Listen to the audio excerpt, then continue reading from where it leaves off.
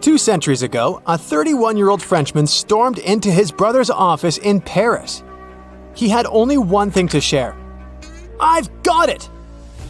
The man was so excited that he immediately collapsed. He spent the next 5 days in bed recovering his health. Who was this mysterious person, and why was he so thrilled?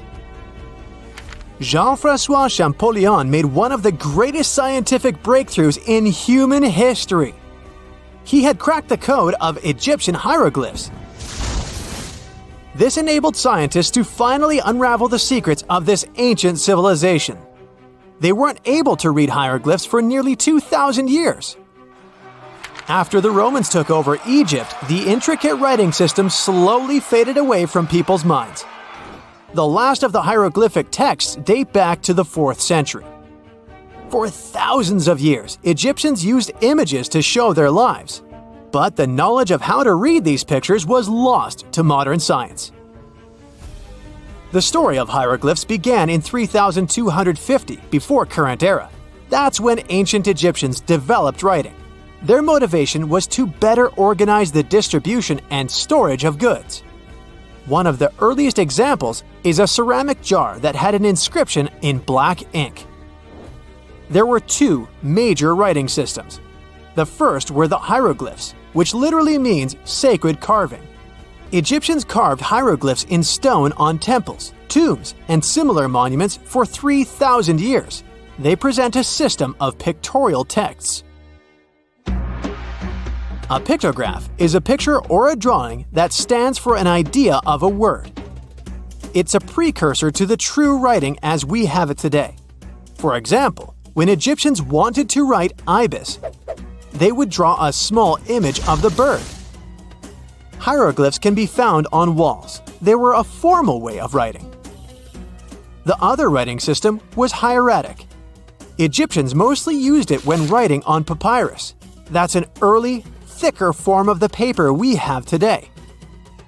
It soon evolved into demotic. This improved version became the most common writing systems in ancient Egypt.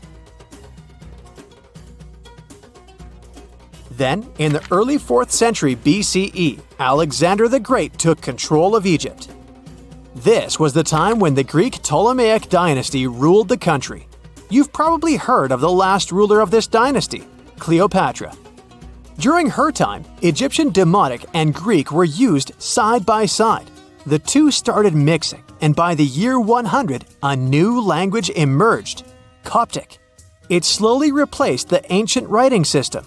Only Egyptian priests used hieroglyphs for the next couple of centuries, and then their meaning was lost to history. But not forever. Arabs were the first who tried to solve the mystery of the hieroglyphs. Medieval travelers came across these strange symbols and wanted to understand their meaning. They consulted speakers of Coptic and translated text from Greek and Latin into Arabic to break the code of the hieroglyphs. During the Renaissance, Europeans also became fascinated with the legacy of ancient Egypt. Scholars from the Old Continent believed that hieroglyphs were a group of symbols as opposed to a written language. This was all about to change in 1799.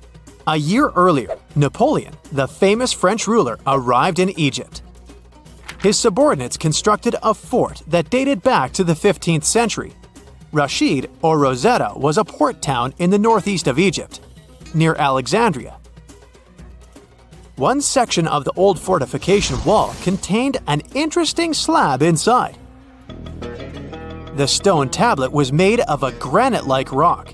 It was just 40 inches high and 30 inches wide. It contained 3 distinctive sections of text carved into it.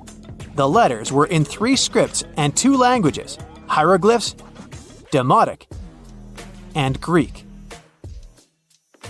It was a fragment of a larger ancient stela. These are upright stone slabs that are used to dedicate to a person or an event, but the one from Rosetta was damaged. 2/3 of the hieroglyphic text on the top was missing. The bottom Greek text lacked a cornerstone. The only fully preserved section was the writing in Demotic in the middle of the slab. It eventually ended up in the British Museum. The scientific community was intrigued, and the race was on to decipher it.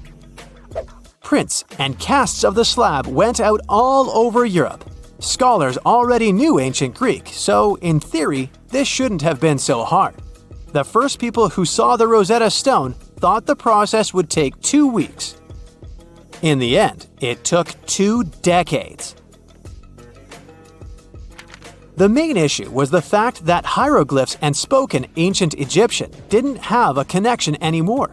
Scientists didn't know what sounds the letters on the slab corresponded to. Imagine if English disappeared 1,000 years in the future. Then someone finds a tablet with the word dog. At first, they wouldn't know how to read the word or the individual letters.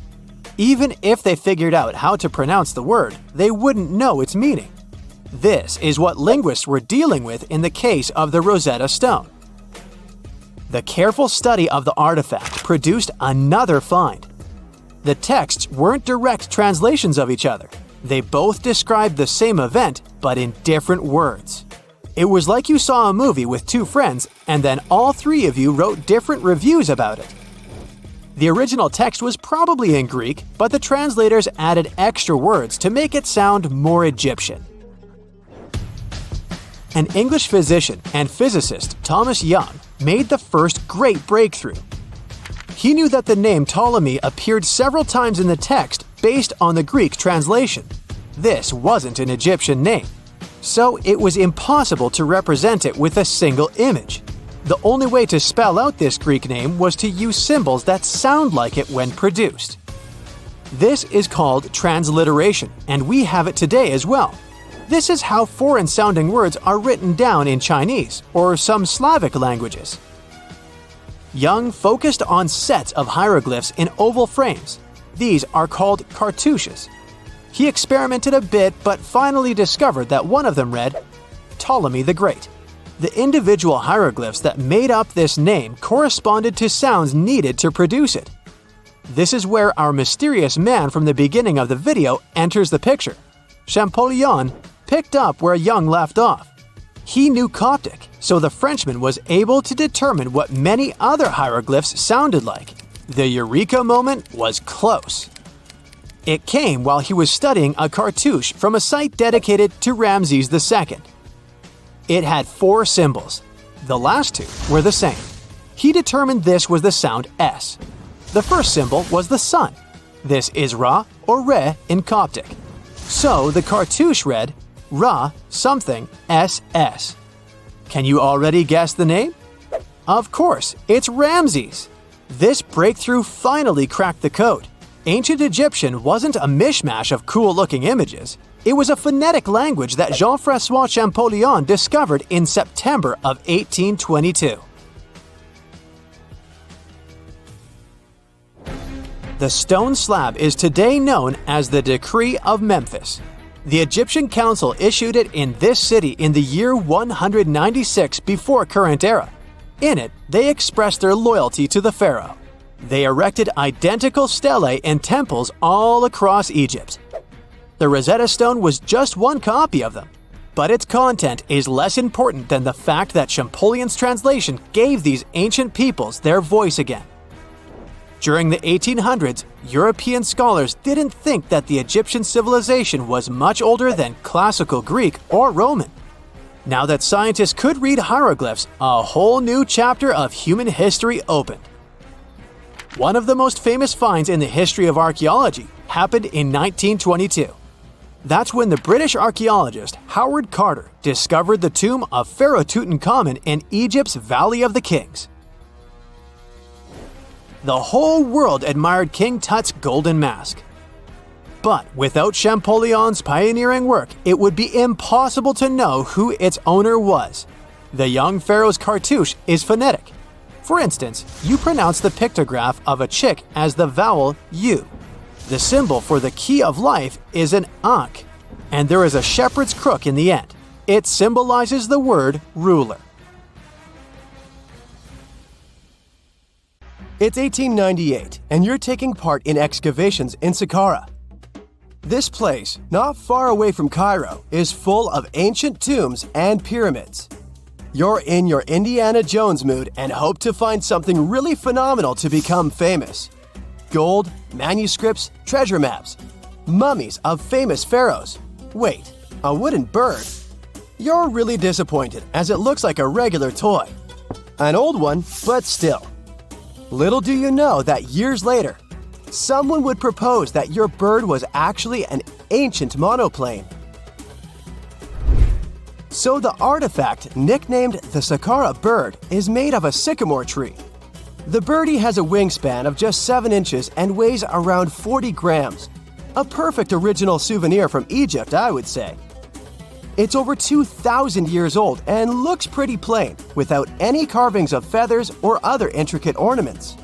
It has a beak and eyes though, which makes our find look like a hawk, the emblem of the deity Horus. Its tail is rather unusual as it's squared, looks weirdly upright, and it seems like the sunken part of it was the place for a now missing piece. Humans love solving a good mystery, so there have been several attempts to explain the use of the birdie. First, quite simply, is that it was a ceremonial object. The second idea is that it was a toy for a child from some well-off family. It could have been some sort of boomerang, which was a popular concept in ancient Egypt. Then there was a theory that the bird had been used as a weather vane. But this one has been debunked as the figure doesn't have any holes or markings, except for the one made at the museum in Cairo to fix the exhibit on a stick. So there was no way to hang it in the past. Almost a century after the bird was found, Egyptologist Dr. Khalil Masiha proposed a new theory that it could have been a model of a monoplane. He believed the bird was missing a horizontal tailplane. Otherwise, it had its wings set at a right angle, similar to that of modern planes. It could have worked to generate the aerodynamic lift necessary for flights. Dr. Masiha also claimed that it was common at that time to place miniature models of technological inventions in tombs. So, did the ancient Egyptians really invent the plane in 200 BCE? That would make the Wright brothers, who are considered the inventors of aviation, really upset. They made one of their first flights only in 1903. There's just one way to know for sure, and that is to test the model. But you know, the ancient museum in Cairo would unlikely let one of their cherished exhibits fly around like a toy. That's why glider designer Martin Gregory built a similar model, this time of balsa wood, and concluded that even with the missing tailplane, the plane wasn't much of a flyer. Case solved? Not really. This didn't sound convincing enough to the History Channel, so they invited an aerodynamics expert to build another replica of the bird. He tested it in weather conditions similar to those in Egypt and was impressed with the little plane's abilities. So, if they did invent the prototype of a plane back in the times of pharaohs, it would be a good example of an oupart. That's an out-of-place artifact, an object that's way ahead of its time in terms of technology or history. And the Sahara bird isn't the only example of such a revolutionary concept. In 1901, a group of divers retrieved the Antikythera mechanism from an underwater shipwreck near the Greek island of Antikythera. It's been dubbed the world's first analog computer, and it's currently dated around 100 BCE. The bronze mechanism could tell the position of the sun, moon, planets, and stars, as well as the lunar phase, the dates of upcoming solar eclipses, and even the speed at which the moon moves through the sky. No one's sure who used it and how or where it was made. But it's obvious that it's extremely precise and way too advanced for its time. The first flushing toilets in the world were invented in the middle of the 20th century. Just kidding. The ancient Minoans on the Mediterranean island of Crete and the Indus Valley civilization both came up with this brilliant invention at the same time, around 4,000 years ago. The plumbing and sanitation were so well done that no one managed to design anything better until 2,000 years later. One ancient Minoan lavatory was discovered at the Palace of Knossos. It looks like it had a wooden seat set over a tunnel that directed water from a rooftop reservoir to an underground sewer. Other varieties got water from jugs. Only the super rich people could afford all this glory. So if you wanted to shop for real estate back then, the flushing toilet would be a telltale sign you were in the rich neighborhood. Automated doors became a cool, seemingly new invention back in 1931. But the technology behind them is actually much older. Think the 1st century CE old. Mathematician and engineer Heron of Alexandria came up with a hydraulic system to open and close temple doors. To bring it into action, you need to light a fire to produce heat. There was a brass pot under the fire, half filled with water. The inventor connected the brass pot to containers that acted as weights. When the fire was burning, the water moved into the containers. They went down and pulled the ropes. It was nothing like a supermarket door that opens in front of you before you even have time to think. Heron's door took hours to open, and there was no way to stop the process. That's why they only opened the doors once a day before people entered the temple, to add some mysticism at the temple during ceremonies. Spooky. Looks like the first ever battery was invented in Baghdad around 2,000 years ago. A German archaeologist found this oval-shaped clay jar in 1938. Scientists are still not sure what purpose it served and who exactly invented it. There is a theory that it was used for electroplating objects with precious metals. When they filled it with a weak acid like vinegar, the battery produced around 1 volt of electricity. Another theory says it was a vessel for sacred scrolls. Would you like to buy contact lenses designed by Leonardo da Vinci himself? In 1508, he invented a glass lens with a funnel on one side. You were supposed to wear it with water inside to improve your vision. Sounds a bit uncomfortable, doesn't it? So, around a century later, French scientist René Descartes decided to improve the idea and make the cornea contact the future lenses. Contacts because they contact your eyes, get it? The glass tube with liquid did help improve vision, but blinking was sadly impossible. 2.5 centuries later, new technologies in the glass industry let scientists design contacts that would fit in the eye and even let the wearer blink.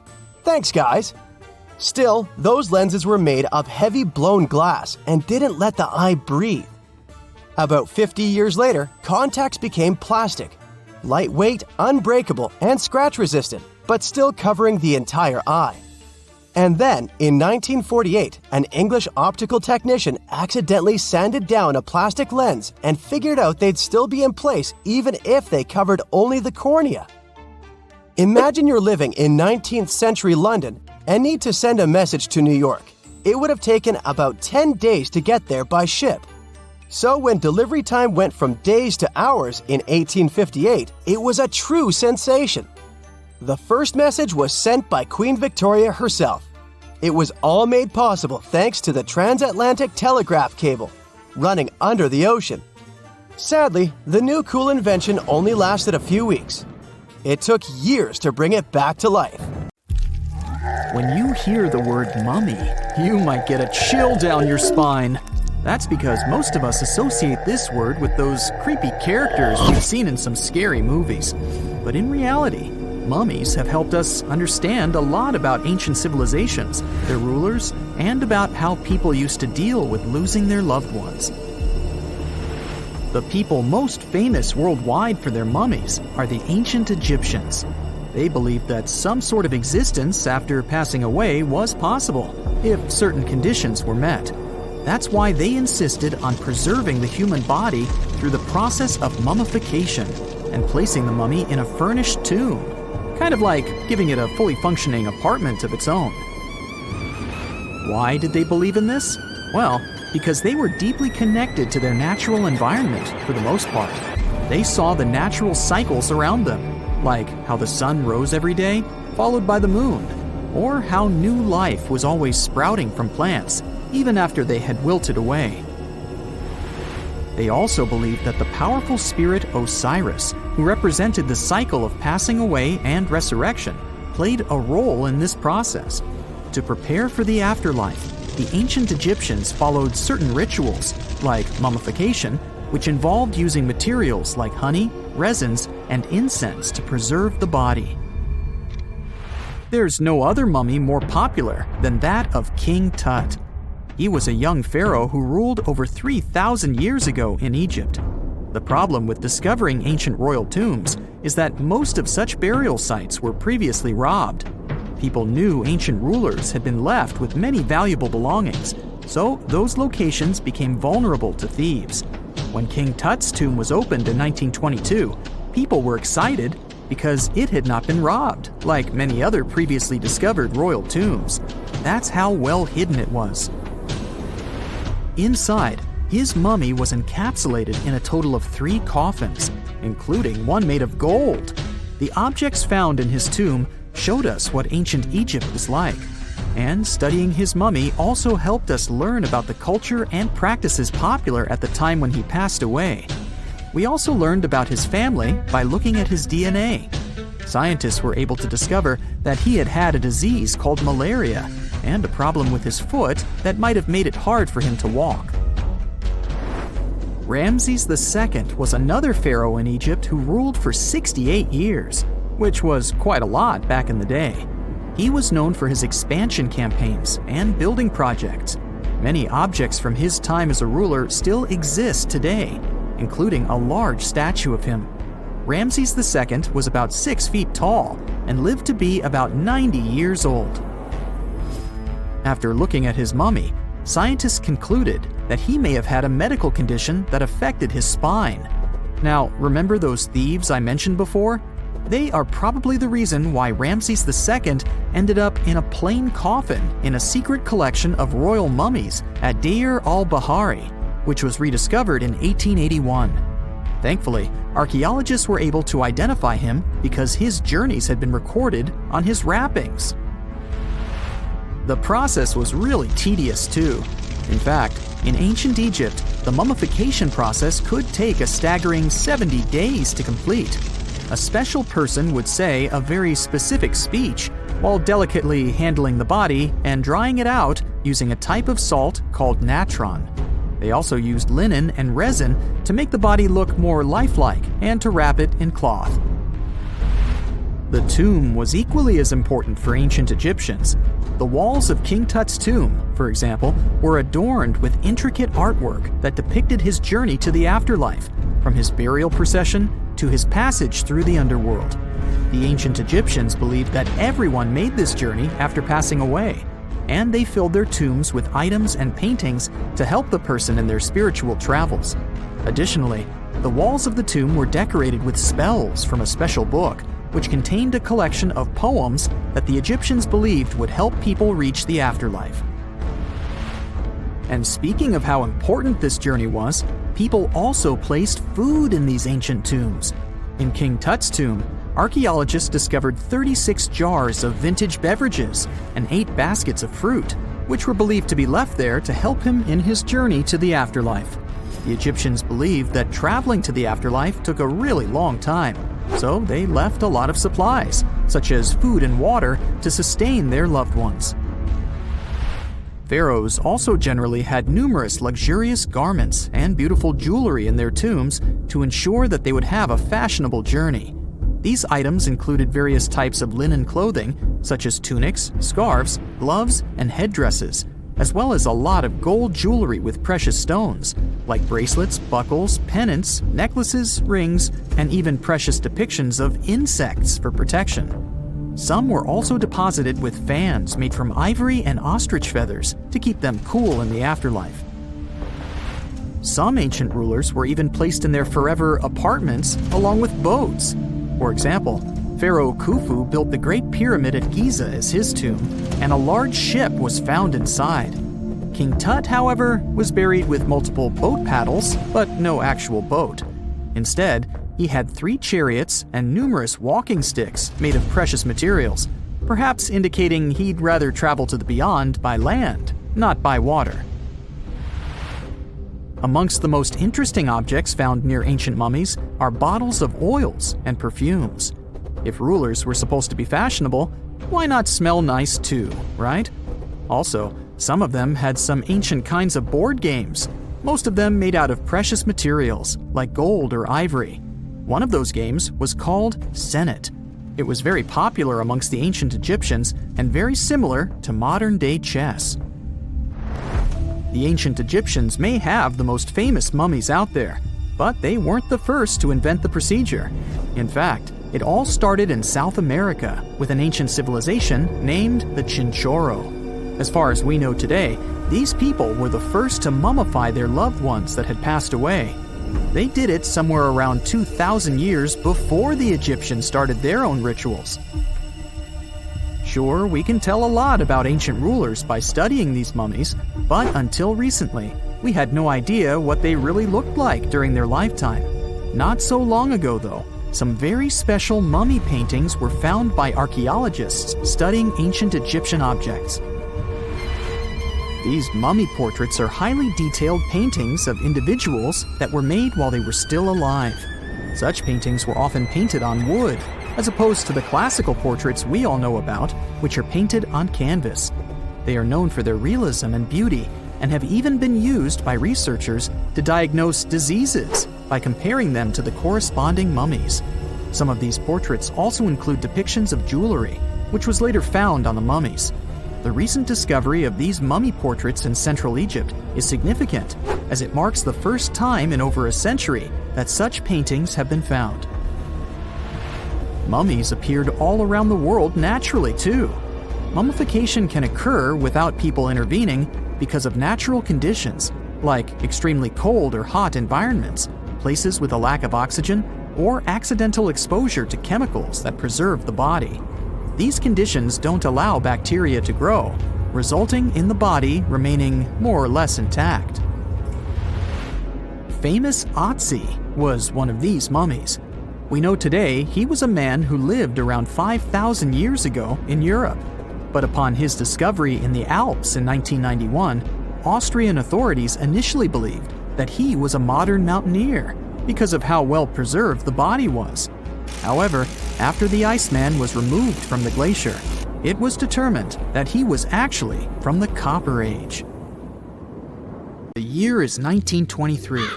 Two teenagers sneak out of their homes in the middle of the night in Florida City.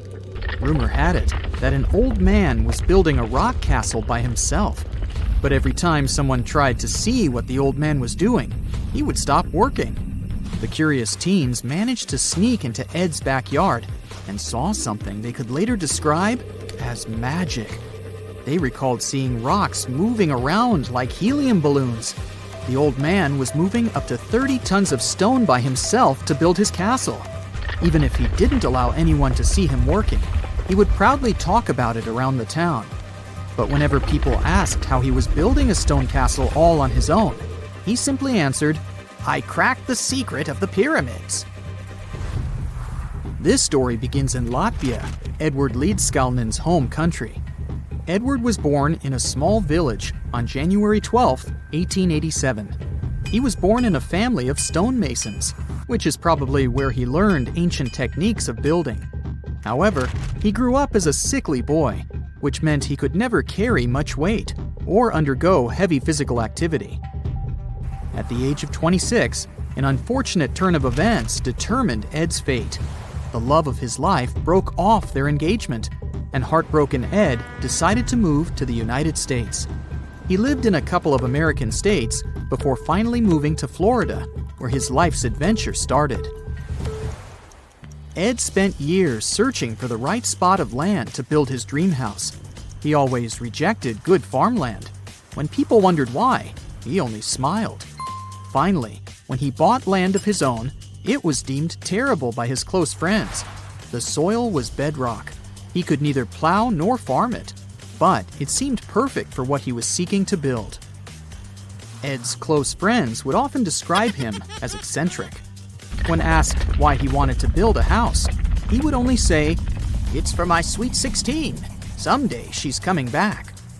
Then, he changed the topic of the conversation. It took Ed about 30 years to finish Coral Castle, and he did it all by himself. He would only work under the cloak of night and never let anyone see what he was doing. The completed Coral Castle embodies a number of unsolved mysteries. If you were to visit the site back then, you'd have to go through a 9-ton, 8-foot-tall revolving gate door that even a kid could push with just one finger. Ed was so proud of this door that he originally named the site Rock Gate Park. It was renamed Coral Castle only much later, after Ed's passing. Once inside, visitors would access the incredible wonders of Ed's constructions: towers, mystic symbols, furniture, and swing sets, all made entirely of monolithic blocks of stone. The stones are set on top of each other, using only their weight to keep them together. And believe it or not, the entire park gathers around 1,100 tons of stone. Today, if you visit Ed's living quarters, you'll even see the simple instruments he used to construct all of this: chisels, hammers, ropes, and pulleys. The type of work he did is difficult even with modern-day equipment, let alone without it. Coral Castle's main mystery lies in how Ed managed to do it. The only photograph of Ed Leedskalnin at work shows a simple leverage structure of a chain hoist attached to a wooden tripod. The tripod was made of old telephone poles with a small wooden box on top. What was in the box is, of course, a mystery. Unfortunately, he took his secrets with him, not sharing the truth of his work with anyone else. Yet, not all is lost, as there are many theories and speculation surrounding what could have happened there. One theory says that there is a harmonic grid inside the Earth's surface, something that would create anti-gravity spots around the globe. It's believed that Coral Castle was built in such a spot. This could explain why it took Ed so long to find land that pleased him. Maybe what he was looking for was a place that allowed him to experiment with anti-gravity forces. Yet, whenever Ed talked about his work, he would say he understood the laws of weight and leverage, and, sure thing, that he had cracked the secret of the pyramid builders. And what secret is that, you might ask? According to Ed himself, it has to do with magnetism. He even published a pamphlet called Magnetic Current. There, he explains that every object has magnetic particles inside of them. A person just needs to understand where they are located inside such objects. This way, objects can be lifted and moved around without much effort, just like moving something heavy underwater. Researchers say that if we assume Ed Leedskalnin and the pyramid builders used the same technique, then it would only have taken 4,700 workers to build the Great Pyramid of Giza, instead of the 20,000 to 100,000 that is currently estimated. But this story just keeps on getting more and more mysterious. In the late 1920s, Ed was finishing the construction of Coral Castle in Florida City. Rumors about his work had spread around town. People said Ed was hiding a stash of money somewhere in his living quarters. One night, a group of men waited until Ed was alone and broke into the castle to rob him. They couldn't find the money and, luckily, didn't harm Ed. But in the following days, he decided that it was best he moved out of that land. Of course, he took more than his toothbrush along with him. Ed decided to move the entire Coral Castle to another land 10 kilometers away from where he had built the park. Legend says he hired a truck driver and asked him to swear secrecy about what Ed intended to do. He asked the driver to look away while Ed loaded the truck by himself, moving all of the rocks without any help. With the truck loaded, Ed and his castle moved to Homestead, Florida, where the park is located until this day. In 1986, a group of engineers from Florida University was called to try to fix the park's gate entrance, the 9-ton revolving door that Ed was so proud of. They arrived with plenty of modern-day equipment, including a 20-ton crane. When the engineers took the door down, they noticed that Ed had used a strange circular stone at the bottom of the revolving door. The engineers couldn't understand how this frisbee-sized rock could withstand 9 tons of weight without breaking into pieces. They sent the rock to the geology department at the University of Florida, but the geologists simply returned the rock, saying they couldn't find a match of this rock in their databases. They couldn't determine its origin. The engineers put the 9-ton gate back into place, trying to use other techniques. At first, it didn't work without the base rock Ed had originally used.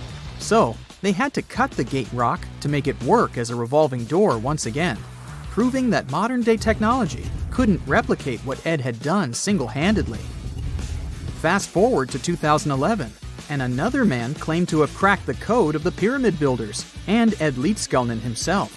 Wally Wallington, a retired construction worker from Lapeer County, Michigan, has managed to build using similar techniques to those used by Ed. Wallington is known for having built his personal Stonehenge in Michigan. He is said to have used simple machines, such as levers and counterweights, moving around multi-thousand-pound concrete blocks. Unlike Ed, Wallington has shared his techniques with the public. Multiple videos are showing the clever engineering he built from very simple materials. It sure is impressive. The man has moved his entire barn into another property just with the help of simple tools. However, there is no way to prove that these were the same techniques used to build Coral Castle. To this day, the secrets of Coral Castle haven't been unraveled. But hey, we can always keep trying to solve it.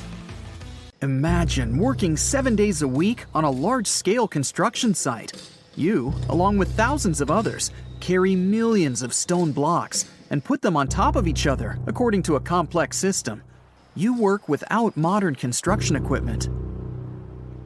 You have no air conditioning or constant access to water. It's so hot outside that you can fry eggs on the road. You've been building the pyramid for decades, and now, when it's finally done, you enjoy the result of the colossal work of thousands of people. You're looking at a giant cultural monument of global value that will freeze in time and amaze people for tens of thousands of years. A few thousand years have passed. People in the 21st century see the pyramids and are like, wow, I can't believe humans have built this. Yeah, the people who built the pyramids wouldn't have appreciated such a theory. But actually, there are reasons to believe that people built it using some fantastic technology. From the outside, it seems the Great Pyramids are just big triangles of stone. People just put some heavy blocks on top of each other, and that's it. In fact, the design seems too perfect to be true. The pyramid consists of more than 2 million blocks. They lay so close to each other and are so even that you couldn't squeeze even a thin sheet of paper between them. Scientists still can't figure out the exact technology for building the Egyptian pyramids. One of the biggest and most famous is the Great Pyramid of Giza. This huge construction, well known all over the world, has one big secret. There should be a capstone on top of the pyramid. It's a triangular-shaped stone block, a small pyramid on top of a huge one. It's also called a pyramidion. The builders of ancient Egypt made it out of granite and limestone and covered it with gold. No records or old drawings prove that there was a pyramidion at the top of the Great Pyramid of Giza. But there's another ancient Egyptian structure with such a triangle, the Red Pyramid.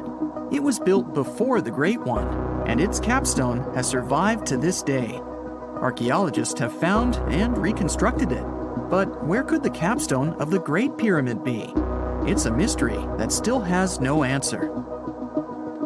Some are sure that some thieves have stolen it from the top. Maybe they just climbed up and pushed the pyramidion down. It makes perfect sense. The capstone was probably the most valuable element of the pyramid. Many scientists and archaeologists still don't know its exact purpose.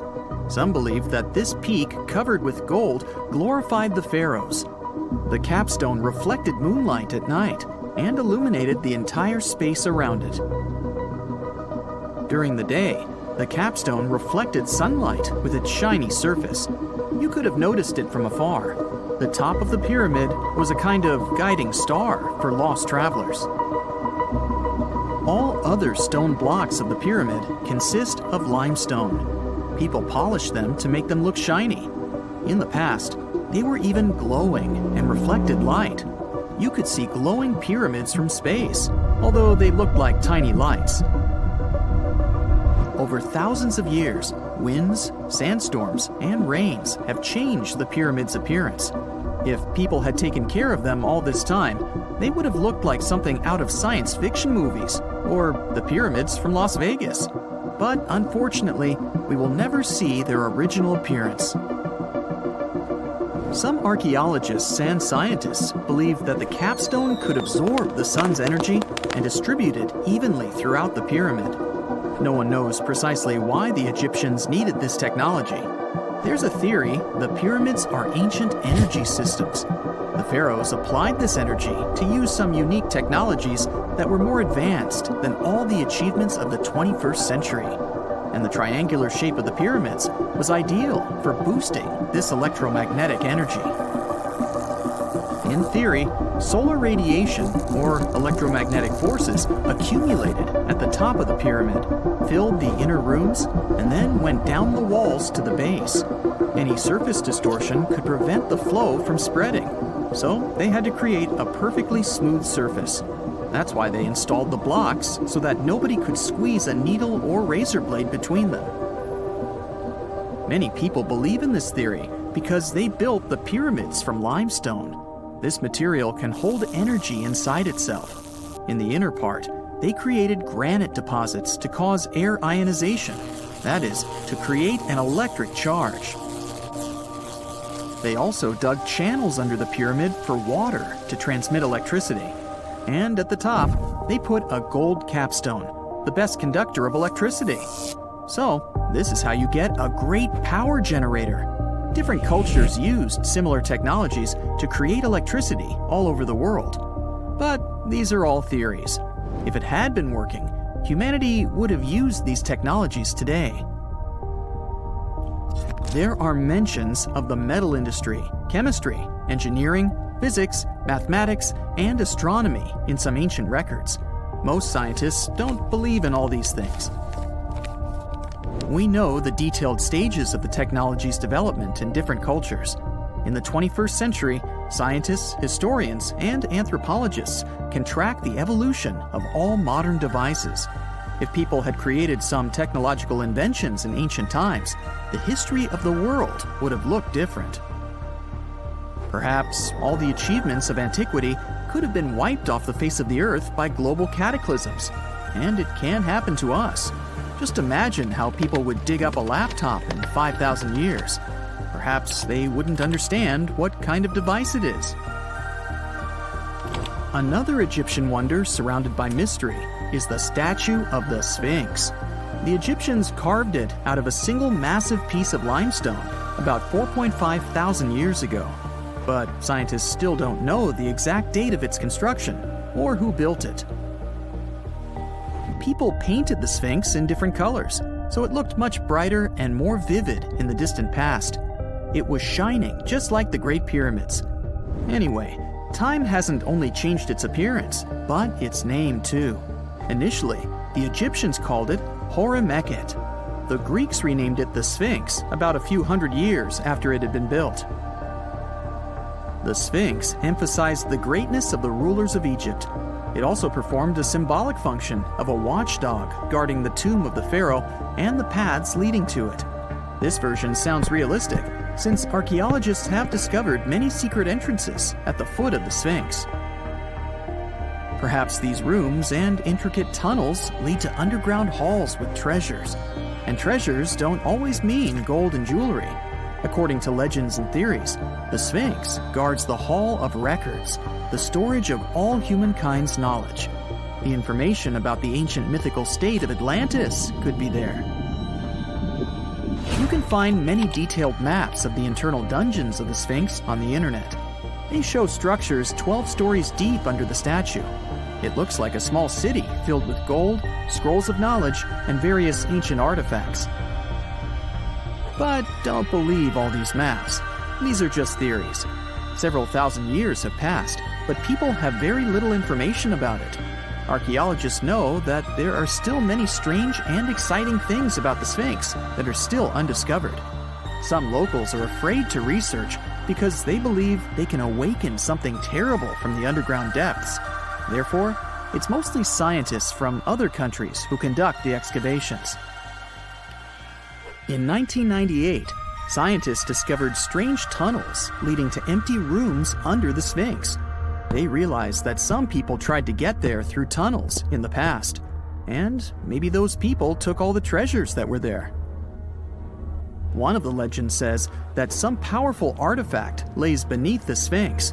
Its technology can change the whole world, but the locals are hiding it because it can damage the planet. Some believe that you can find evidence of unknown technologies painted on the granite walls in the pharaohs' tombs. But most likely, these paintings and signs tell us the myths and legends of ancient Egypt. But what if Egyptian symbols and drawings are detailed instructions for using ancient technologies? What if the locals that lived at that time thought, people in the future won't be able to get energy themselves. Let's leave some detailed instructions for them. Anyway, there are many riddles and theories. In reality, the search for answers is a dangerous undertaking, since it's not easy to get into the underground halls. Excavations can ruin the structure of the entire Sphinx.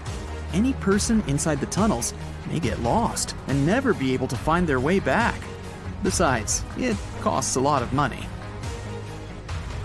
Now, what would be awesome is if people could invent some device that could scan underground areas and show their detailed models. We've all heard of the Sahara. Sure you have. It's the largest hot desert on the planet. A sea of sand covering an area larger than the contiguous United States. But have you ever wondered what lies beneath the sand dunes? To answer this question, we must travel deep into the past of our blue planet. Up until some 6,000 years ago, the Sahara was grassland. Humans were around at this time, not me, spreading agriculture around the planet. In the north of Africa, the color green dominated. Plenty of rainfall meant that there were lakes, rivers, pastures, and even forests. A completely different image of the Sahara from the barren landscape of today. But then, the climate started to shift. The region became parched, and the vegetation started disappearing. The wind did the rest. It took away the fine sediment after there were no plant roots to hold the ground together. Give it a couple thousands of years, and you get a familiar image of the Sahara. Sand and rocks stretching as far as the eye can see. But when it comes to volume, only a quarter of the Sahara is actually sand. The yellow sands of the Sahara are just one part of the story. The desert has many other features, such as gravel plains, salt flats, and plateaus. Makes you think if we understand the word desert correctly. For people who study such terrains, geologists, there is only one condition for defining a desert: precipitation. If an area gets little or no rain, then it's considered a desert. The Sahara certainly fits the bill. Its average annual rainfall is just 3 inches. Compare that to the nearly 45 inches a year in New York. When we look at precipitation, this sandy desert is only the third largest in the world. Number 1 and 2 are Antarctica and the Arctic. They are larger than the Sahara by millions of square miles. It sounds odd, but there is more than one type of desert. The first two are polar deserts, while the Sahara is a subtropical desert. But the difference in air temperature are staggering. In Antarctica's interior, temperatures plummet to minus 76 degrees Fahrenheit. Compare that to the highest temperature on record in the Sahara of 136 degrees Fahrenheit. But this desert has a cool side. At night, the temperature is roughly the same as the average yearly temperature in Denmark. This hot and cold roller coaster makes it hard to choose the right outfit when venturing into the Sahara. And what about the sand? How deep is it actually? The depth varies between 70 and 140 feet. That's not too deep. If you put the Statue of Liberty in a tall dune, half of it would still stick out of the sand.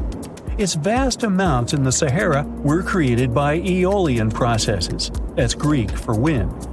Over time, it blows and shapes the surface of the earth. In dry areas with sparse vegetation, winds erode the ground much faster. That's what happened in North Africa. Under all that sand is the bedrock and cracked clay.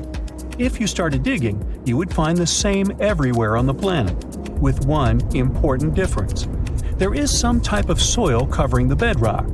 This is not the case in the Sahara. Because of the arid climate and a lack of vegetation, sand covers the ground below. Over the course of thousands of years, a lot of interesting finds ended up in the desert sand. For example, there are petrified tree trunks. These are essentially preserved prehistoric trees. They date back to the time when the region was lush green. In some places, the trees of this fossilized forest are at least 65 feet tall.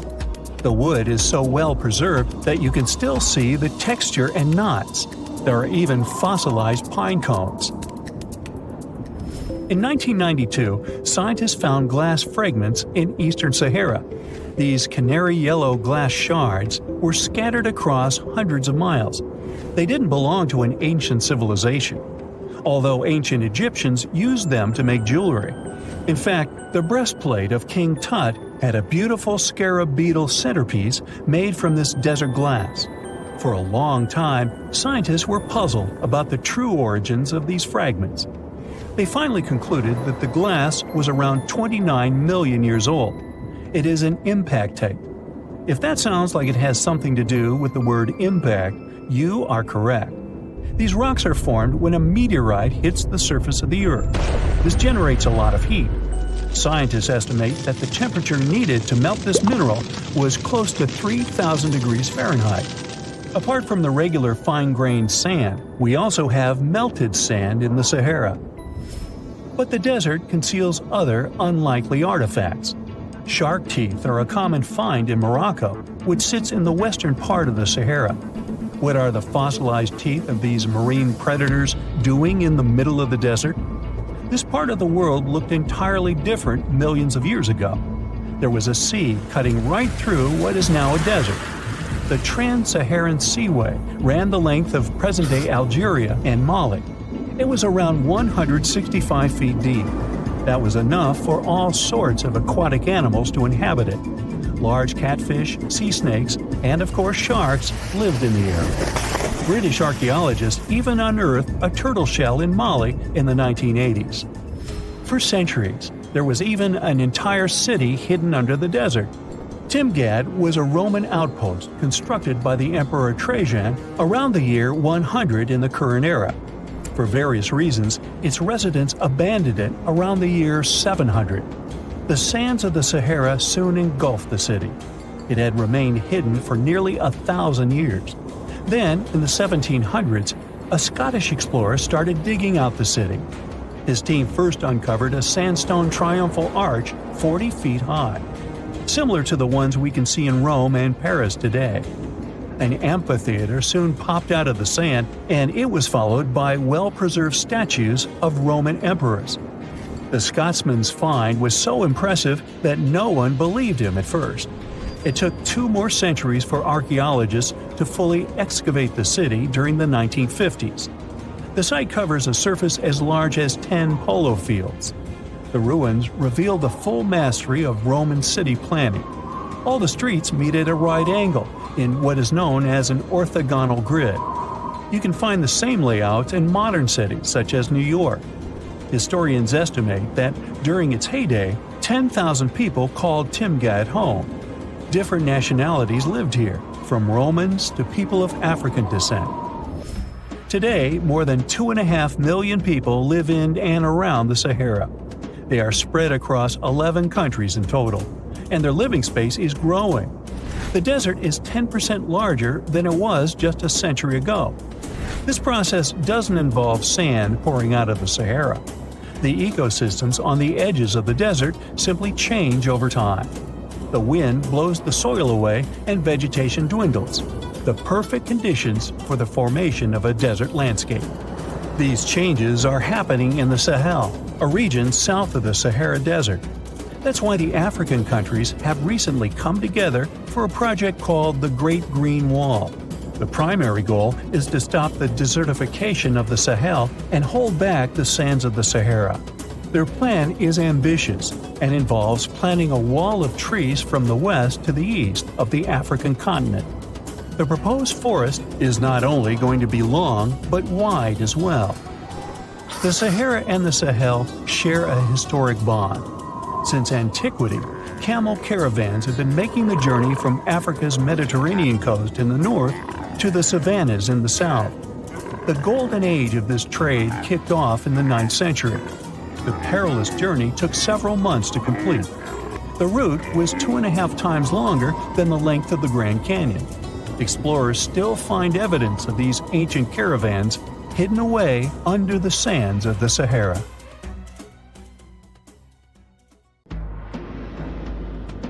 Endless hot deserts seem lifeless at first glance.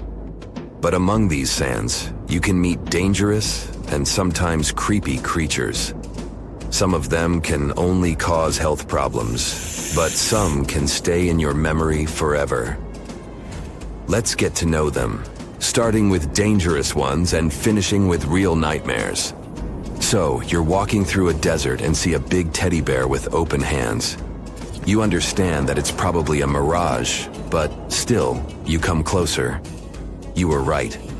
It's not a plush toy, but a giant cactus. There's something strange about it. Thanks to some strange fluff, the branches resemble the arms of a teddy bear. However, this is not fluff, but thousands of thin needles, and they are the reason you shouldn't come closer. The cactus is called the jumping cholla, or teddy bear cholla. It grows in the desert areas of Arizona and in the northern part of Mexico. Don't worry, this cactus won't attack you, but it will cling to your skin or clothes if you touch it. Such a fur coat protects the cactus from animals, creates shade, and saves it from heat.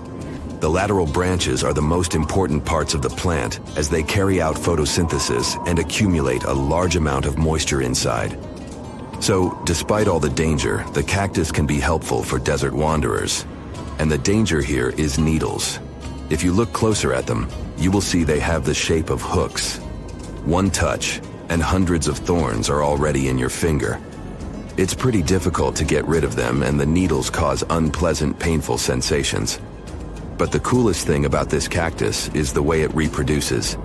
The plant clones itself in a new place. When animals and people pass the jumping cholla and touch it, the cactus gives them a small piece of itself, along with the needles. As soon as you throw this piece to the ground, it takes root and starts growing. The degree of danger is rising. The next monster from the desert is running toward us, and that is an ostrich. Many think these animals are cowards hiding their heads in the sand. You will most likely change your mind if you're unlucky enough to meet one. Usually, ostriches are not aggressive, but you should run if you come closer to their nest. On the other hand, you won't be able to do that because ostriches move at a speed of 43 miles per hour. You need a car to get away from them. They run and hit their enemy with their chests. There have been cases when ostriches attacked vans and caused significant damage to them. But the main danger these birds present is their powerful legs with sharp claws. They can deliver strong blows with them and even beat a prone opponent. So yes, if you see an ostrich in the distance, go the other way. This small spotted lizard lives underground almost all the time in the arid deserts of the southwestern US and northwestern Mexico. Sometimes, it goes outside to find lunch. It only seems cute, but in fact, it's a dangerous Gila monster. Its thick skin protects the reptile from hawks, coyotes, and other predators. But its main protection is its venom. Snakes and spiders inject their toxins using long, needle-like fangs. The Gila monster clamps down and chews the prey to spread the venom. And when it bites a person, it can keep its jaws closed for a long time. Getting rid of the animal is a tricky feat. People who have experienced the effects of the venom say it feels as if hot magma passes through the veins. Despite this, the lizard turned out to be useful for science. Doctors used its venom to create medicines for diabetes and obesity. The time has come. Now you're about to meet one of the creepiest creatures living in the desert. Be quiet and listen to the silence. Stand still. There's no one around. Suddenly, you hear some hissing coming from below. You lower your head and see it. A big yellow spider the size of a human palm with strong jaws and long legs hides in the shadow of your body. In horror, you run away from this monster, but it goes after you. It isn't easy to do it in this situation, but try to calm down. The creature isn't interested in you. It wants only your shadow to hide from the scorching sun. Anyway, it's better not to touch it. The powerful jaws of the camel spider can cause unpleasant sensations, to put it mildly. And, by the way, this creature isn't really a spider. Yeah, it belongs to the class of arachnids, but it's a separate species, Sulpagid.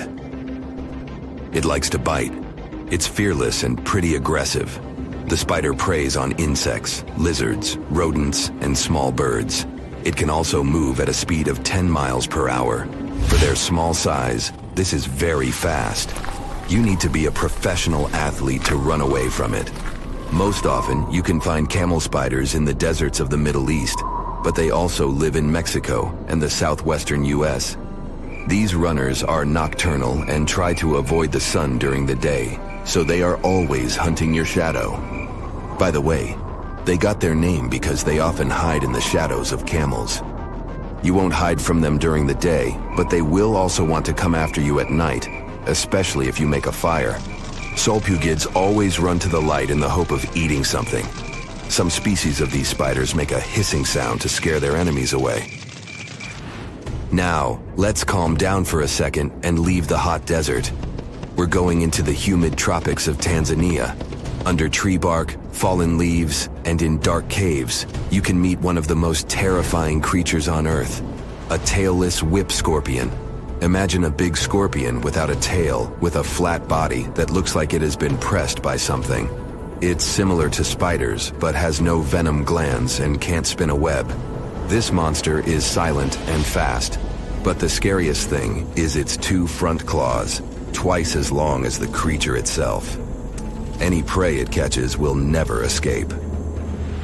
Life in a dark cave has spoiled its eyesight, so the whip scorpion tries to avoid sunlight. During molting, it climbs up to the ceiling and slowly comes out of its old skin. Imagine directing your flashlight there and seeing small cocoons out of which pale spiders with excessively long legs crawl. If you really meet it, be calm and slowly go away as far as possible. Be careful. The flat scorpion can crawl under your clothes in a second and bite you in the stomach. And that's not the worst part. Okay, this is a joke. This pretty guy is one of the shyest and most harmless creatures among spiders and scorpions. It's afraid of you and will never attack. Many consider it beautiful and keep whip scorpions in glass terrariums. If you want such a pet, carefully watch it so that it doesn't run away from its house. If it happens, it will be pretty challenging to catch it again. In a matter of moments, it can get under your bed or go through gaps in the floor. Then it'll go to your neighbor's apartment through a ventilation system and scare people there. Okay, how about one more scorpion? It's not as creepy as the other creatures in this video, but it's the most venomous scorpion in the USA. This is the Arizona bark scorpion. The problem is that you can see it in the desert, in your home, or in the yard. These dangerous venomous beasts crawl into rooms and often sting people. One time is enough to cause pain, similar to a bee sting, but someone with an allergy may experience paralysis, breathing problems, and other health issues. You plan to spend your summer vacation in Africa. The final destination is the Sahara Desert. It's located in northern Africa, stretching from the Atlantic Ocean to the Red Sea. You're excited to ride camels and learn about the region's rich cultures. You hop on an extensively long flight, and finally, you are here. You find yourself in the world's biggest hot desert. Can you believe it's 3 million square miles? You're ready for your first adventure after drinking liters of ice-cold water. The guide gives you a choice. You can spend 2 weeks visiting a collection of oases, or you can help them solve an ongoing local mystery. Deep into the desert, near this Algerian town, lies a mystery begging to be solved. A collection of huge, spotted circles in the sand. There are dozens of them, stretching for miles in a straight line. The circles were first identified via Google Earth images several years ago. People have debated them for years, but no one seems to know the answer. The strange thing is that they are so many miles away from any towns, roads, or human activity. The quickest way to discover the truth behind the circles is asking questions. You grab your notebook and set out to talk to locals. Everyone is helpful in this scenario: geographers, anthropologists, elders, and historians. The first person you talk to is a map expert. You need to understand if those circles were authentic or a satellite glitch. You end up interviewing the people who take Google Earth satellite pictures. The circles are really there. They appear in multiple pictures from many years. Then, let's understand why they are there in the first place. After 2 days of interviews, you have your first lead. The circles could be the result of oil activity. Experts explained why this would make sense. Algeria is a rich area for natural resources, so this would be a sensible guess. Usually, to find out if there is anything worth extracting, companies would undertake seismic surveys. Seismic surveys are a way of analyzing the Earth's surface by sending shock waves into the ground. Depending on how these waves bounce back, you'll know what is located there. A special vehicle could have marked the soil that way. So, did we unravel the mystery? Not quite so. As you know, the Sahara Desert is one of the driest areas on the planet. The average high temperatures in summer are over 104 degrees Fahrenheit. To survive there, people need to find ways of accessing water. So, these circles could be a kind of ruin or leftovers from ancient water wells. Again, I'd say this is a sensible guess. Ready for some fact-checking? Some anthropologists agree that these circles could be ancient fogueras. Foguera is the name of a 2,500-year-old style of irrigation system, usually found in northern Africa. It is also known as a qanat in other places in northern Africa. Locals would dig a deep well at an elevated point, deep enough to tap into underground water. They would then dig parallel shafts at regular distances. Then they would dig an underground channel that connected the city to the well. Solely with the help of gravity, water would run from the well to the city. This traditional technology provided water for crops, livestock, and humans. Now, let's say these wells made human-made oases possible. Even the closest municipality name was an indication that this could be true. The name Fogueret Essaouira is actually named after Fogueras, these ancient wells.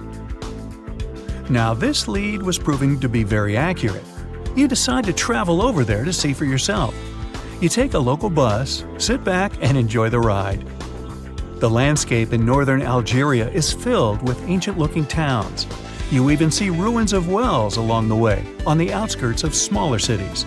Opening Google's satellite images, you can see the qanat's markings on the ground, a series of holes running down several miles. But as soon as you arrive, you find out you were wrong. Dale Lightfoot, one of the world's leading experts on qanats, said that the circles were definitely not qanats. Even the satellite images confirm this difference. Uh-oh, we were so close. Apparently, qanats or fogueras would not run down a straight line. They wouldn't be shaped like circles. Another clue that this wasn't the case was that there were no towns at the end. The circles were really far away from any human activity, and qanats were explicitly built to provide water for human settlements. Well, it sure was a good try. You almost gave up on this mystery when you decided to take one more field trip. It was days of preparation, pick up cars, food, equipment, all so that the mystery of the Sahara circles could be unraveled. On the first day, you drove over 99 miles into the desert. You were always curious to see what this part of the world looked like. Over there, you see nothing but mustard yellow dunes. The night sky is pretty decent though. You can see the entire Milky Way with your own eyes. You set up camp and sleep under a canopy of stars. The next day, tension grows. There's no cell reception. Oh dear. But thankfully, you added the coordinates of the circles to your Google map. And surprise, the offline mode works out there. You follow the coordinates, but it leads you astray. You start to get nervous, thinking this was all in vain. But you and the team get into the car and drive a few more miles past the coordinates on your phone. After a very bumpy ride, you can't believe your eyes. There it is, an enormous crater dug on the sand, surrounded by 12 smaller holes. From up high, it looks like a clock, without the pointers, of course. On the ground, they're very faint, so faint you almost miss them. Searching the area, you notice all the holes had something similar, metal wires, thin wires that you can pull from the ground. They're buried deep, so you start digging. An object starts to reveal itself. Uh-oh, it looks like old dynamite. This certainly surprises you. Better stop digging to avoid any accidents. At the end of the survey, you feel satisfied, but still curious. What could all this dynamite mean? And who put it there? What comes next is the turning point of your adventure. Walking back to the car, you see something shining on the ground. You approach the item with curiosity. It's round and rusty and looks like a sardine can? What's that doing here? Could this give you more clues about the circle's mystery? Just in case, you pick it up and put it in the car. Back in the city, the puzzle pieces start to reveal the story behind the Sahara circles. You bring photos and the sardine can and show them to local experts. They analyze your material and give you an intriguing verdict. As it turns out, guess number 1 was the closest one to the truth. So, what happened to the first guess? Why do we need to keep digging deeper? Well, because it was only half right. The Sahara circles are not a historical footprint of seismic surveying. Back when the circles were made, this technology didn't even exist. But they sure are related to oil exploration. The dynamite-filled holes were an old method for oil searching. The circles are the leftovers of surveyors looking for resources underground. And the sardine cans? Well, they were left by the workers who held explosion works. You gotta eat, right? According to the model of the can, this happened more or less around the 1950s and 1960s. So these circles aren't even that ancient. More like modern ones, if you ask me. Well. Hope you are glad you tagged along and helped unravel this mystery. See you in the next mystery-solving adventure. You find yourself in Africa, land of unique wildlife, home to a great variety of cultures and languages, and, first and foremost, host to the world's largest hot desert, the Sahara.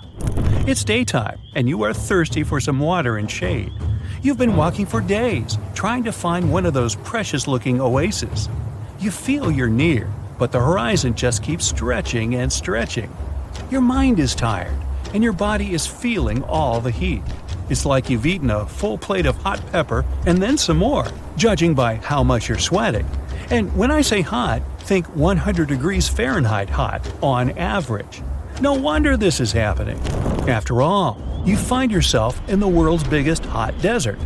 Now I say hot desert since the biggest deserted landscapes are actually the cold ones, located in Antarctica and the Arctic. I see Antarctica's frozen desert is more or less the size of 1 million LAXs. Yep, the Los Angeles International Airport. The Arctic desert is just a bit smaller than that.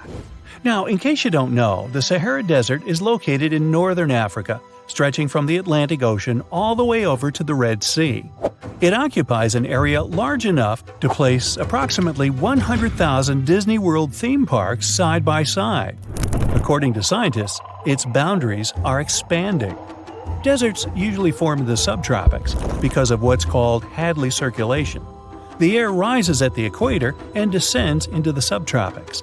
This circulation of air has a drying effect, which helps the formation of desert landscapes. Since the 1920s, the Sahara is considered to have expanded by over 10%. How is this happening? Well, let's start from the beginning. You probably know the Sahara Desert as one of the most inhospitable places on Earth today. Just FYI, for a place to be considered a desert, it has to receive less than 4 inches of rain per year. Due to the very small precipitation index, deserts are usually dry and arid places. There is little humidity in the air, and daytime temperatures can go as high as 130 degrees Fahrenheit. Usually, there isn't that much animal and plant life because of the lack of water. But in the Sahara's case, it wasn't always like that. It may be difficult to imagine northern Africa without the tons of sand it has today. But about 20,000 years ago, the Sahara was actually one big oasis. Recent discoveries show clear evidence of what the scientists now call the Green Sahara. In the mid-1800s, a German explorer crossing the Sahara encountered some paintings and engravings that nomad artists had left behind. What he saw in those paintings looked nothing like his actual surroundings. Instead of an arid landscape with only camels and desert vegetation, the rock paintings depicted jungle animals like giraffes and hippos. There were even images of livestock and grazing animals such as cattle and sheep, something that seems impossible for modern-day Sahara. Artists usually draw what they see around them, so this finding really intrigued the German explorer. The drawings were so detailed that the artists must have had close contact with those animals. You can find this rock art spread out in the northern part of the African continent, from western Sahara to Saudi Arabia. Geologists soon took a keen interest in this and found the first clues to what this could mean. They have been able to confirm that, in fact, northern Africa was once much wetter. They found evidence from nearby deep-sea sediment off the coast of Mauritania. Sampled cores of underwater sand and mud, known as Saharan dust flux, showed geologists that, indeed, a green Sahara was possible. The more dust is blowing off of the desert and into the bottom of the ocean, the drier the climate in the region. The sediment cores show that there was much less dust, only half as much, coming off northern Africa during the humid period. This period has to do with Earth's natural cycles. Normally, the Earth rotates at a tilt of 23.5 degrees, but this angle is not consistent and changes over time. Earth's tilt is responsible for the amount of sunlight each hemisphere receives. It affects several ecosystem functions on the planet. During the time of the Green Sahara, the Earth received between 4 and 8% more sunlight than it does today. So when the Earth tilted about 20,000 years ago, the northern hemisphere received more direct sunlight, which affected humidity levels in the region. As the northern hemisphere got warmer, this affected monsoon activity, more specifically the West African monsoon. Monsoons are wind systems that affect a region's rainfall index and humidity levels. As a part of the globe gets warmer, it allows for more air to rise. It combines with the wind to draw moisture up into the atmosphere. Little by little, northern Africa also became wetter. The increased moisture made the Sahara so wet that there were actual bodies of water in the region. As vegetation grew, the plants held onto moisture better than bare sand could. There is evidence of natural basins throughout the Sahara and lakes so big they would fit all of the U.S.'s Great Lakes inside of them. Archaeologists uncovered evidence of vibrant societies in what are now arid areas. It looks like ancient cultures were able to take full advantage of the African humid period. According to researchers, the human population peaked across the Sahara about 9,000 years ago. There are traces of fireplaces, hunting tools, fishhooks, and even mounds of fish bones. Records show that there have been over 230 green periods over the span of 8 million years. Solar radiation is always changing due to natural orbital cycles. That's why Earth will most certainly see another green Sahara moment. It might be thousands of years from now, but it will happen. The same way the Sahara turns green, it turns yellow again. Let's put it like that. All it takes is a significant axial tilt and a few years of readjusting. However, another phenomenon is calling the attention of scientists now. Recent studies by the National Science Foundation from the University of Maryland show the Sahara has expanded 10% over the past 90 years. This phenomenon is called desertification, which literally means fertile land turning into desert land. The Sahara Desert is now advancing into the semi-arid region of Sahel. In 1950, this region was home to 31 million people. Today, its population is over 100 million people.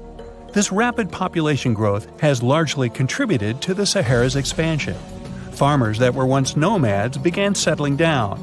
Land usage grew more intense, aiding in weakening the soil. The demand for food has caused an overcropping of the land, so even more of it is turning into the desert now. The study also shows that natural climate cycles can affect rainfall in the Sahara and the Sahel. Scientists affirm that all deserts fluctuate, not only the Sahara. A desert's boundary may expand in the dry winter and contract during the wetter summer. South of the Sahara lies the Chad Basin. It is a natural body of water that now serves as an indicator of the Sahara's expansion. The Chad Basin is located in the region where the Sahara is advancing southward. An atmospheric and ocean expert from the University of Maryland explains that rainfall has reduced greatly in the entire region. Due to reduced rainfalls, there is less water across the entire basin, and even Chad Lake is drying out. Just like the Sahara, the Atacama Desert in Chile, deemed the world's driest, is also expanding. It is located north of the city of Santiago, and its southern border is expanding toward the Chilean capital. Because the climate is getting drier and drier here, the city of Santiago risks turning into an arid or semi-arid region itself. The once fertile valleys of local rivers that lived on agriculture and livestock for many generations are losing their revenues as Chilean land is turning into a desert. Since 2010, Santiago has received only a third of its annual rainfall. Outside of the city, farmers are digging holes in search of blue gold, or simply put, water. The situation here is very similar to that of Sahel. So tell me this. Were you as surprised as I was to find out what has been happening in the Sahara region? Feel free to share in the comments below. Mirror check. You've got your beige parka on, your chisel is packed, and your overnight plane ride to Saudi Arabia is booked. You know what this means, right? Unfortunately, you weren't cast in the remake of Dune. It just means that you're ready to go explore the world's largest desert areas in the hopes of uncovering prehistoric secrets about our ancestors. Let's get one thing straight. If you ever thought that deserts were empty spaces, think again. They might be filled with sand as far as the eye can see, but they also hold a lot of history, you know, because before humans settled down in cities and towns, we were nomadic people, and we traveled all around the globe looking for food, water, and shelter. So we had to come up with some interesting stuff to survive. Like this thing that was found in the desert of Saudi Arabia. Do you have any idea what this could have been? Over many years, scientists have discussed the origins and use of huge structures such as these ones. It seems our Neolithic ancestors were way smarter than we gave them credit for. They didn't spend all their hours around the fire carving weapons out of stone. No, they were also practicing their architectural skills.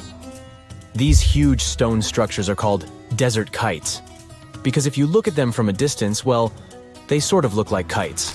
Archaeologists have arrived at the consensus that these kites were used to lure animals in. This way, it would make it easier for our ancestors to guarantee their week's food. But that's not all. Take a look at these monolithic structures right here. They show us that our ancestors probably drew on rocks, the blueprint of what they were going to build on the ground. Just like modern-day architects, desert kites could be miles long, so they drew out a plan before actually building them. The most surprising feature of all is that these kites were built even before things such as Stonehenge. We're talking around 7,000 to 9,000 years ago. Over the last decade, scientists have been able to identify over 6,000 desert kites spread across the Middle East and West and Central Asia. If you don't think this huge, try building something this large without the help of any drones. It looks like a pretty difficult feat to me. And apparently, Saudi Arabia's desert is filled with more amazing things. Scientists have found mysterious stone structures that are older than the pyramids of Giza in Egypt. So of course, you can't wait to go check that out. Can we all agree that carrying around heavy rocks to build a pyramid without the help of modern technology sounds absurd? I mean, how on earth did they do it? Now imagine turning back the clock about 2,000 years into the past and finding humans that built similar gigantic structures in isolated areas. Take a look at these so-called mustadils. They are rectangular structures built from piled-up stones, found over 77,000 square miles. Some archaeologists believe that these monuments were used for ritualistic purposes, maybe processions of some kind. where people would walk from one end of the plateau to the other. I'd be down for that. Now let's move on to another deserted area. We're entering the world-famous Sahara Desert landscape. Isn't it beautiful? Here, you're about to unravel an ancient mystery, something that took years for researchers to solve. Fun fact, the Sahara Desert is the world's largest hot desert. It spans over 3 million square miles, which would be like putting 1,000 times the country of Hawaii next to each other. We say it's the largest hot desert because the world's largest desert area is Antarctica. But we all know temperatures over there are freezing, not the typical image of when we think of a desert. Deep into the desert, near the Algerian town of Fougeret et Zoua, something strange was found. For decades, these tiny dots appeared on images of Google Earth, but nobody could explain what they were. Some scientists were sure that these circles are the result of oil activity in the region. Others guessed that these were ancient fogaras or ancient water wells. There are dozens of them, stretching for miles and miles in a straight line. The strange thing is that they are always far away from any town, road, or human activity in general. So what was or is their purpose? If you had to take a guess, what would you say? Remember we talked about how our ancestors had to be creative in order to survive in the desert? Let's try to walk in their shoes for a minute. Imagine you're a nomadic hunter-gatherer living in a desert area. You spend your days basking in the hot sun, trying to count all the grains of sand around you. But you also need to eat and drink water. But how on earth do you get water in a desert? Sure, you can hope to keep running into oasis every week or so, but that seems a bit risky, doesn't it? That's why North African people invented the so-called fogaras. The fogaras are a 2,500-year-old irrigation system. Locals would dig deep wells in elevated areas, wells deep enough to tap into underground water. Then, they would dig parallel shafts at regular distances. This way, the water would flow from the main well down into all the shafts and irrigate entire areas. Travelers could stop by the shafts and quench their thirst. They could also raise livestock and tend to crops. Pretty clever, huh? As much as these holes did look like fogaras, a little bit of research would show you that they're not. You see, these shafts were built in a line, and not in a circular shape like the ones we're looking at now. So maybe it has something to do with the second option? Maybe these desert holes were related to oil activity in the region? Let's have a look at the holes up close and personal. From Google Earth, they don't seem that big, but in real life, they are huge craters. The tip to uncovering what they are is hidden beneath the sand. If you were one of the researchers originally uncovering the truth behind this mystery, you would have found something unique hidden in the sand. Old dynamites and vintage sardine cans. Putting the pieces of the puzzle together, scientists found that these sardine cans were a model from the 1950s and 1960s. It seems that entire teams from that decade would camp out while they surveyed the area for oil. And what about the dynamites? These were used for seismic surveying. This is an old technique, used to identify if there is oil and gas beneath the Earth's surface. Still in North Africa, you find out about another desert mystery worth exploring. Near the city of Tiaret, southwest of Algeria's capital, one runs into 13 peculiar monuments. These structures are also called jedars, and yes, I am aware of how much that may sound like a Star Wars reference. They are pyramid-like in their shapes, and as far as scientists know, they were used as final resting places for the people who lived in the region. Can you guess who these were? Most likely the Berber nomads. And since we're talking about ancient stuff, they were probably built between the 4th and 7th centuries CE. Once scientists began to explore the insides of these monuments, they found they were pretty big inside. They found large underground vaults, chambers, and labyrinth-like corridors that gave way to over 20 compartments. It could take you up to 2 hours to walk around in them, and apparently our ancestors also used its walls to depict images of animals and hunting scenes. There's no definite proof of what these jedars were used for, though. This is so neat, huh? I'm sure that our world's desert is filled with many more mysterious things for us to unravel. I guess I'll see you next time so that we can continue our... The Earth has 3 main layers. 2 parts of the core, the dense, hot inner core, and the molten outer core. Then comes the mantle. And then follows the thin crust, the surface that supports life as we know it. At least, that's what we thought. because now scientists found a new mysterious layer located deep within the solid inner core. Earth's inner core is approximately 2/3 the size of the Moon. And made of nickel and solid iron, it's burning hot. The temperature at the center of our planet is the same as at the surface of the Sun.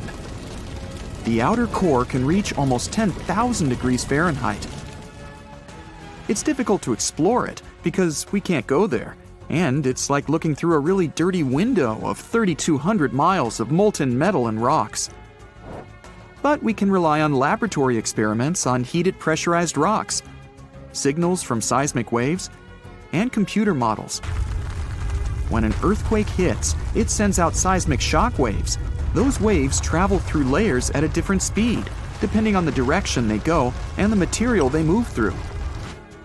In the new study, a team of scientists set a data set of 100,000 deep earthquakes. Some of them went over 60 miles below the surface. When an earthquake happens on one side of our planet, scientists track its waves all along to the other side. Waves change when they come to the other side, so scientists try to understand the materials these waves have passed through. They found a new layer in the core of our planet thanks to earthquakes. Normally, shock waves travel along the equator, but down below, they digress and go into different directions, about 60 degrees to the side. When waves pass through the inner core going from north to south, they will travel more quickly than waves going through the core parallel to the equator. It's important to understand the core because it creates our magnetic field, which in turn protects the planet from things like solar winds that are charged particles coming from the sun. In the 1960s, we discovered the Earth pulsates every 26 seconds. It's like clockwork, a giant heartbeat. The ground is slightly shaking, but we mostly don't feel it. Researchers can still track it. Some of them think the continental shelf comes as a huge wave break under the oceans. For example, the highest part of the North American continent falls off into a deep abyssal plain. One theory says waves hit this spot, producing regular pulses. It's like having all kinds of drums. You hit them with your hands and accidentally slam that one spot that produces the right harmonic bang to rattle our entire planet. If this theory is true, we're lucky there are no more spots like this that can shake the Earth. Other scientists believe the pulsation happens because there's a volcano near the critical spot, the island of Sao Tome in the Bight of Boni. You're walking, running, and jumping, but when you stop, it always feels like you're standing still. In reality, you're moving even when you're perfectly still because our planet is always on the move. Depending on where you're at, you could be spinning through the universe at more than 1,000 miles per hour. If you're on the equator, you'll move the fastest. Let's say you have a basketball spinning on your finger. Check the ball's equator. A random point on it has farther to go in just one spin than any point near your finger. That means the point on the equator is moving more quickly. The Earth is a planet that recycles all the time. The ground we're walking on is recycled. Our planet's rock cycle turns rocks of one type into another. That's a cycle that goes on and on. The depths of our planet are filled with magma. As magma is going out onto the surface, it hardens into rock. Tectonic processes like volcanic activity, earthquakes, mountain building, and all of the other processes that shape the surface of our planet bring that rock to the Earth's surface. When the rock is on the surface, erosion shapes it and shaves its bits off. Those small particles then get deposited. All the pressure coming from above compacts the particles into sedimentary rocks, like, for example, sandstone. Sedimentary rocks can also end up deeper and deeper under the Earth's surface. Since there's a lot of heat and pressure, they get cooked into metamorphic rocks. They can go back to the surface once again, or even end up being re-eroded. Sometimes the crust plates are pushing one under another, and this way, rocks can transform into magma once again.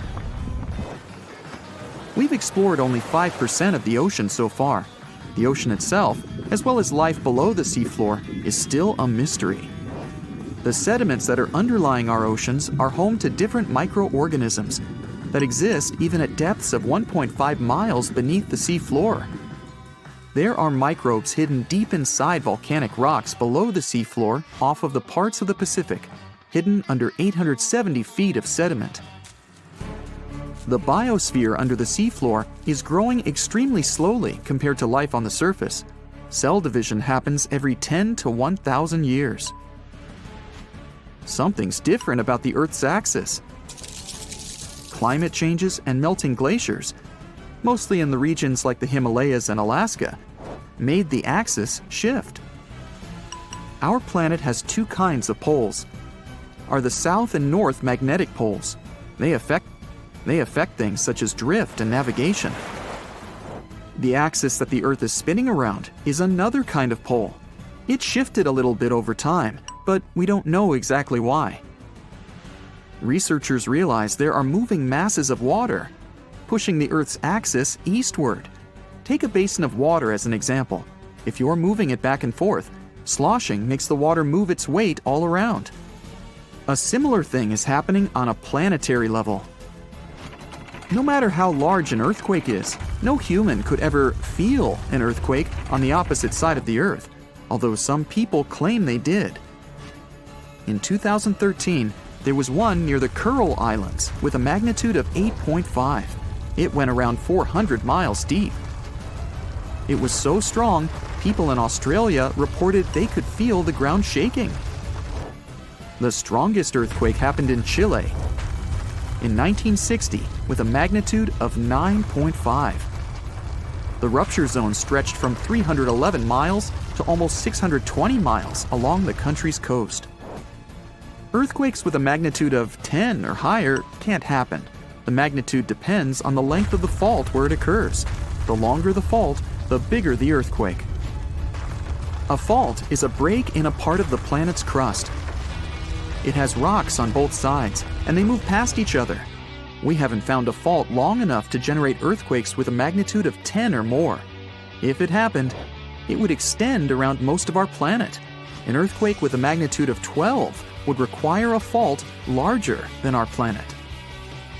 One side of our planet is getting colder than the other. The Earth has a system that keeps it warm from the inside, a red-hot liquid interior deep below the surface. It spins and, at the same time, generates a magnetic field and gravity. That way, the Earth's core holds the atmosphere closer to the planet's surface. The Earth also absorbs heat from the sun, mostly on the surface. The heat doesn't spread equally on all parts of the Earth. One side of the planet, the Pacific Hemisphere, is losing heat more quickly than another, the African Hemisphere. This happens because land traps more heat than the surface under the ocean. The seafloor is way thinner than the landmass. Also, the temperature caused by the heat coming from inside the Earth is getting lower because of huge amounts of cold water above it. Clouds are not just like some fluffy distant pieces of cotton. They weigh more than 1 million pounds and help regulate our planet's temperature. If you take all the water droplets in clouds and bring them to the surface, you could cover the planet with a liquid layer as thin as a human hair. It doesn't seem like a lot, but this water is crucially important for climate. We'd have warmer temperatures if it weren't for the clouds. Phew! This summer has been turning up the heat like never before. We feel like roasted marshmallows on a sizzling grill. Yes, the world is getting hotter, but some regions have always fought with high temperatures. It turns out people had some inventions to keep themselves cool in ancient times too.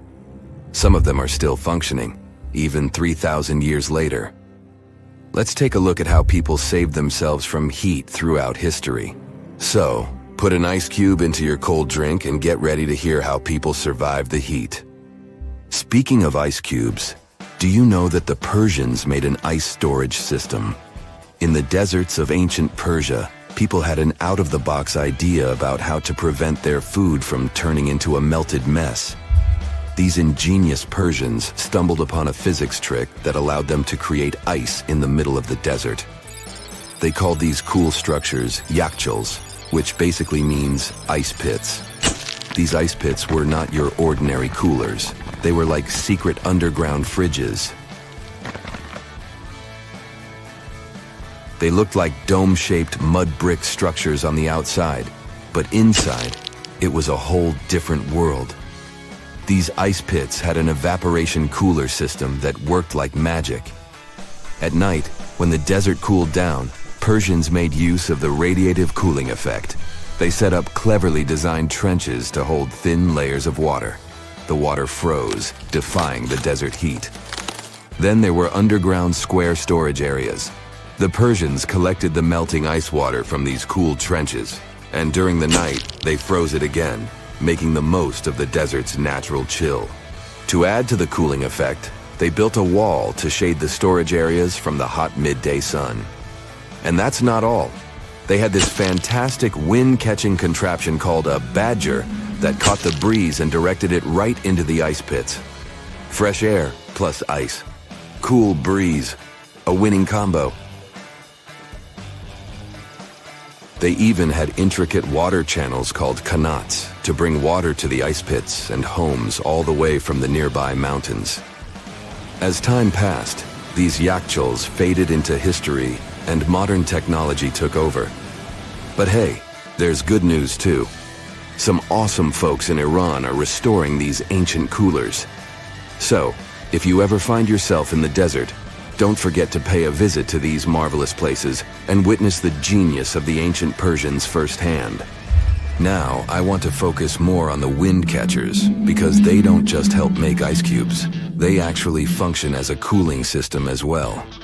Back in the day, those clever architectural wonders were all the rage in places like Persia, modern-day Iran, Egypt, and the Middle East. Imagine tower-like structures with openings at various levels strategically placed to harness the power of nature's breeze. These openings were like magical portals for the wind. They captured those refreshing gusts and guided them right into people's living spaces. Basically, they were natural air conditioners. The breeze would gracefully flow downward, cooling the ground as it danced through the building. The secret sauce lies in the details. The tower's height, the number of sides, the openings, and the positioning of the interior blades. Everything plays its role in how efficiently the wind towers work out. Thanks to these wind catchers, ancient societies could enjoy comfy indoor temperatures without sweating. Can you imagine living in those times? Feeling the gentle breeze whisking through your home, keeping you feeling fresh and chilled out? The Persians are often credited for inventing these awesome wind catchers. But hey, don't forget about Egypt. There, you can find traces of similar structures dating all the way back to 1300 BCE. Yes, the invention of wind catchers may have occurred in ancient Egypt, but Yazid in Iran is the city with the largest number of wind catchers. People wouldn't have been able to live there without these ancient ACs because there was almost no rain in the area throughout the year. Now, let's look at these perforated double-skinned exteriors. Imagine dressing up a building with a fancy perforated screen. It's like giving its exterior a stylish makeover while keeping things chill inside. This genius technique, firstly, scatters the natural daylight, so no harsh sunbeams to blind you. The screen also offers shade like a pro, giving the building's interior a much-needed break from the blazing sun. Think of it as a natural sun hat for your home. Placing this screen about 4 feet away from the outer walls creates a breezy, dreamy hallway for fresh air circulation. And hey, they add a touch of elegance to the building too. These structures are sometimes called jali.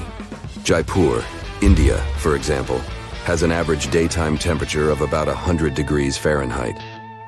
So these structures are lifesavers. Jalis come in various forms, crafted from cement, earth, and wood. It's a cultural symbol deeply embedded in Indian architecture. You can find its captivating presence in iconic historical buildings like the majestic Taj Mahal and the Grand Red Fort in Delhi. But hey, it's not just a thing of the past. It's still rocking modern architecture scenes, and its charm has sparked creativity in artists and designers worldwide. It adorns the building's exterior.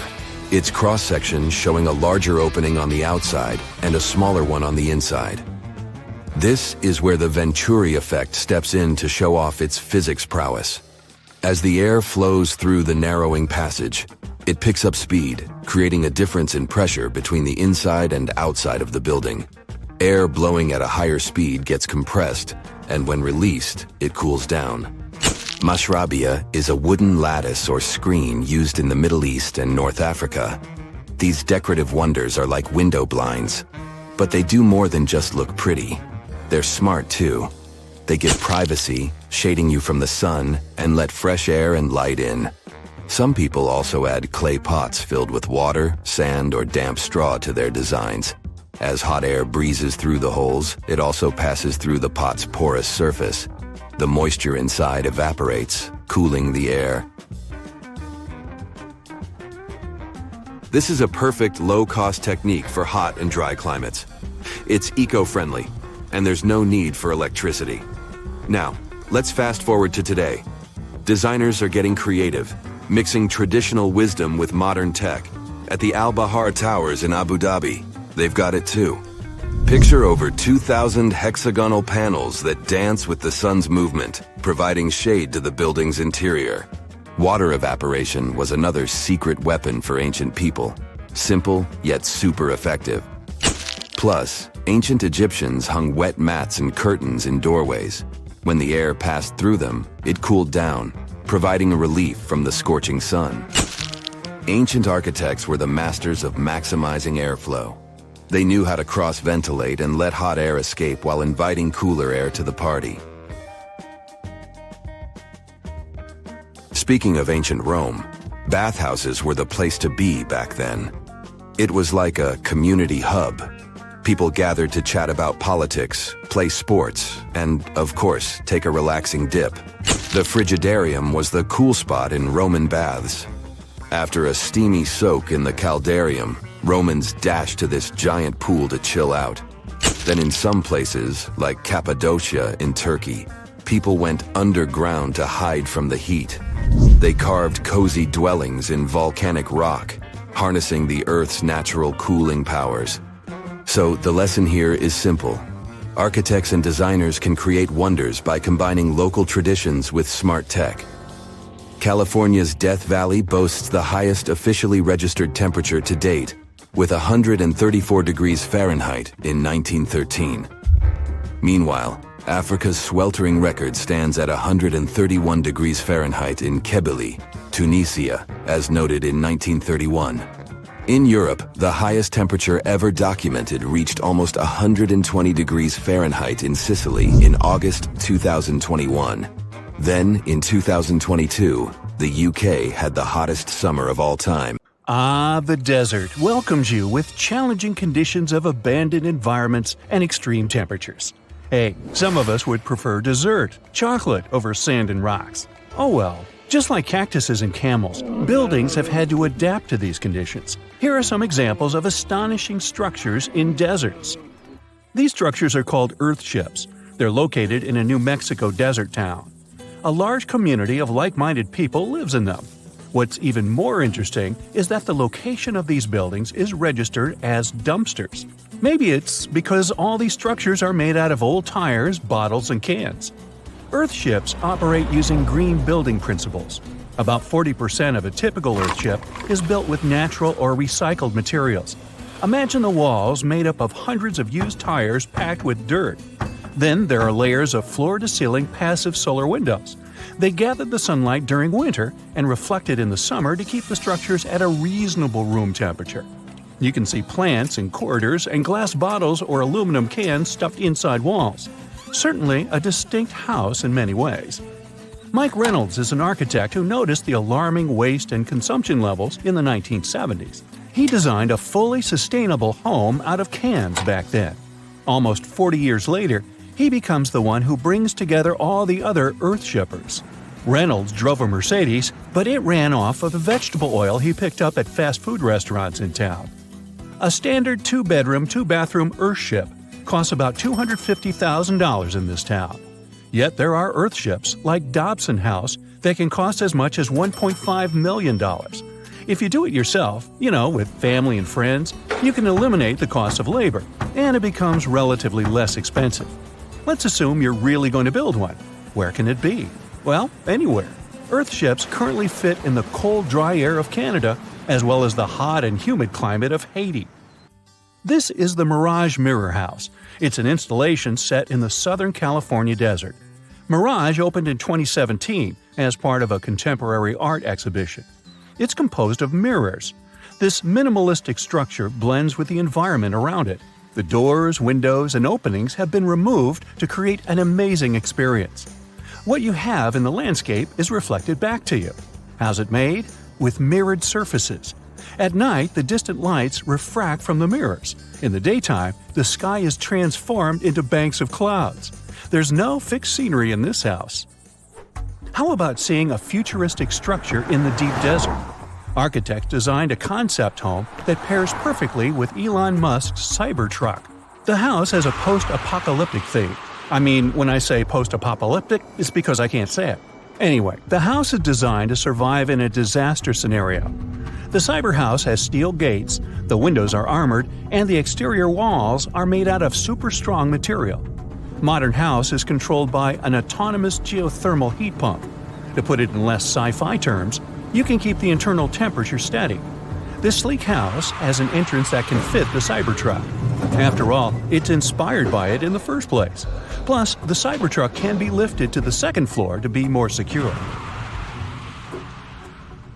This is King Abdullah Petroleum Studies and Research Center in Saudi Arabia. Basically, it's a laboratory in a desert.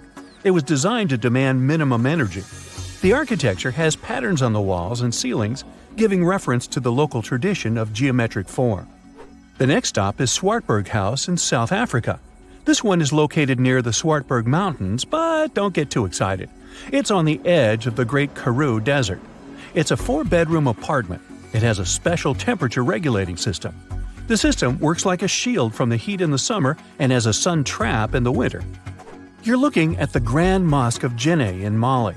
This mosque is 52 feet tall. This is impressive because it's made of only sticks and a special mix of mud and other natural elements found in the desert. Petra is an ancient city hidden in the Jordan Desert. The structures are carved directly into red, white, and pink-colored sandstone cliff faces. It's located among the canyons and mountains near the desert. The place was a trade center many years ago. You might already see pictures of the impressive facade of the treasury. This structure still holds many mysteries in it. For starters, scientists can't explain how the Nabateans managed to create such a structure thousands of years ago. Did you know that there's another mysterious place in the middle of the desert that has a similar structure to Petra? Median Saleh was like a second capital of the Nabatean kingdom. Yet another secret they left for us to decipher. It has over 100 decorated tombs and more than 1,000 non-monumental graves. Plus, inscriptions and cave drawings are also here, again surrounded by sandstone. This wooden shack was a post office once. The structure is in the Tengger Desert of Mongolia. It's surrounded by nothing. Sand is the only thing that accompanies the lonely structure. The building is only 23 square inches. As you can guess, it didn't get too many visitors. It was abandoned for over 35 years. Its fate changed one day when a woman discovered the building. Mrs. Zhang and her friend came up with an idea. They were going to reach businesses and people who wanted to send letters and postcards from the world's loneliest post office without actually visiting the place. It worked. The post office rarely gets visitors in place, but it's busy online. Over 20,000 letters and postcards were sent from the Desert Post Office in December 2021 alone. The place is about 6 miles off the nearest road. A post truck picks the letters up and hits the road for delivery. Eventually, they are shipped all over the world. A second destination in Saudi Arabia is King Abdulaziz Center for World Culture. The building has an interesting design. It took nearly a decade to build this complex structure. It's a 321-foot-tall tower which stands out with its look. Stone Matters Pavilion is a stone structure in Palestine. The structure spans a surface area of 93 square inches. It has been built entirely out of 300 interlocking stones that mutually support each other. The concave roofs, and yes, they look like giant bowls, are designed that way to collect rainwater. The structure is in Iran. Interestingly, in Iran, the evaporation rate is 3 times faster than the world average, so this bowl-like design comes in very handy. It captures the water in a way that the water can form a single mass as a whole before it evaporates. The outer shell of the roof system collects rainwater, but it also works as an additional shading. It makes air move freely, designed like a cooling mechanism for both roofs. Eco Lodge in Egypt is the next stop. The project is built in a place that overlooks the desert and is constructed using locally available materials like sun-fired bricks and palm wood. The building is an example of traditional architecture. There's a water basin that lets in the air to keep the interior cool. A worthy mention is the CID Interpretation Center in Chile. Chile's Atacama Desert is among the top tourist destinations in the country. To help the tourists, architects designed a visitor center as part of the infrastructure for the wind farm. Here, the cold winter months don't freeze people because the large windows make the most of solar heating. What's even more interesting is that the building is designed to go completely dark at night. Imagine you somehow bumped into the building by accident. Black Desert House is a building respecting the stars. At night, this house goes completely dark. It dissolves into the night, so the stars can appear more prominent. Now, any mysterious desert buildings you know that aren't on this list? Let us know in the comments. The ancient Indian texts mention beautifully decorated chariots or entire palaces called vimanas that could take off and, in a matter of seconds, fly away as far as space. Some people believe these vimanas only existed in Indian mythology, but it's also possible that they were based on a real technology that had been lost over the centuries. According to the Vedas, ancient Indian religious texts, there was the elephant vimana with several engines and many other types named after animals and birds. There was one for local travel, one for visiting different countries, and one for traveling to the moon and various planets. They could develop a great speed. One vimana had the superpower of invisibility. Another one was shaped like a sphere and was built on the winds produced by Mercury.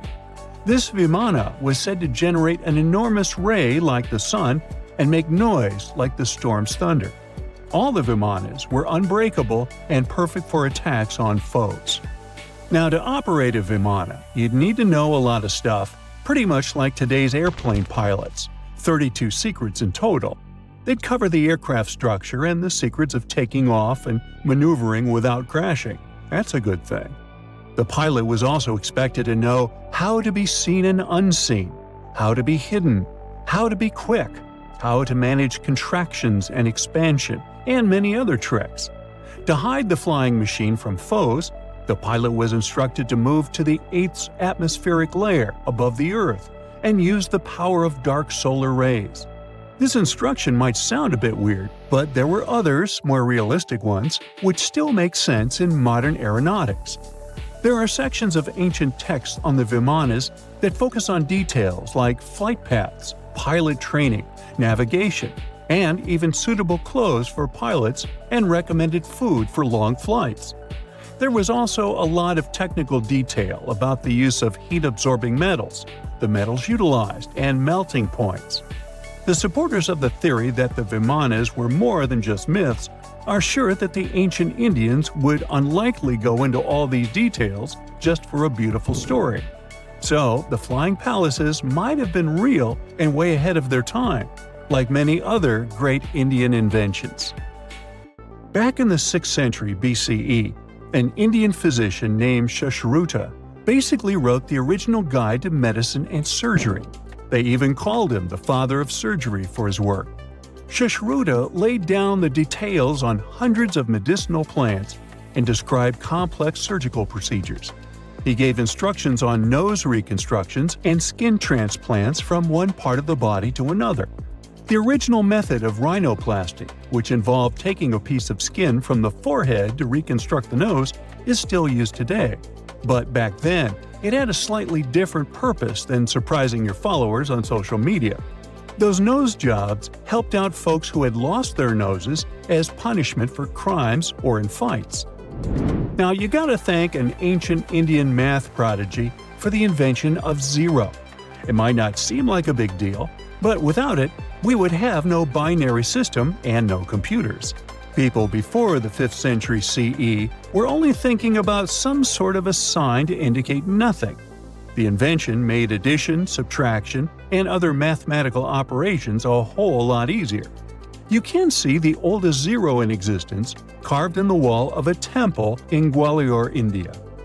The Indus Valley Civilization was using rulers in 1500 BCE and earlier. Made from ivory, these rulers were found during excavations in what is present-day Pakistan and northwestern India. They were widely used in architecture with amazing accuracy. They had units corresponding to slightly over 1 inch that were marked with precise subdivisions within 5/1000ths of an inch. The next invention is more of a concept than a physical item. Standardization is all about setting the rules based on a bunch of people, things, or interests.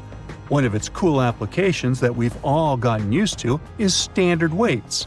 Whether you're using pounds or kilograms, you need these universal measurements for weight, right?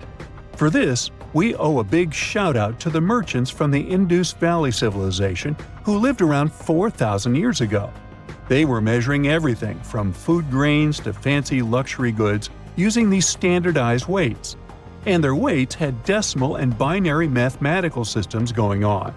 They didn't have high-tech gear, but they pulled off some serious precision using complex calculations and even sand for construction. Their art of standardization made its way to Persia and Central Asia, basically becoming the global weight-watching standard. So, if yoga is your go-to exercise, you definitely have a personal reason to appreciate the ancient Indian geniuses. Over 5,000 years ago, during the rule of the Indus-Sarasvati civilization in northern India, yoga was first mentioned in the Vedas. Yoga was refined and shaped over the centuries until it grew into a massive teaching with over 200 sacred writings dedicated to this way of obtaining enlightenment. At the beginning of the current era, yoga got a new trajectory thanks to a Hindu writer who laid down a system of yoga in his text, the Yoga Sutras. It became a whole-body rejuvenation, a life-extending practice with poses that you are still doing on the mat today. Yoga has reached the Western world only in the 19th century, and it caught on like wildfire. Chess, the all-time top game for intellectuals, is also an Indian invention. Its ancestor was called Chaturanga, and it was a strategic board game that started gaining popularity around 3,000 years before the current era. This early Indian version of chess was played by 4 people, not 2, and had 64 squares. Each player had 8 pieces, ranging from pawns to kings, bishops to knights, and there was no standard 6-faced dice. They rolled with an oblong one. Players facing off were actually allies, forming 2 teams based on the direction they sat. Chess, that we know and love today, was first mentioned in ancient Indian literature in a legend. It said that the wife of a villain called Ravana had invented the game to amuse him.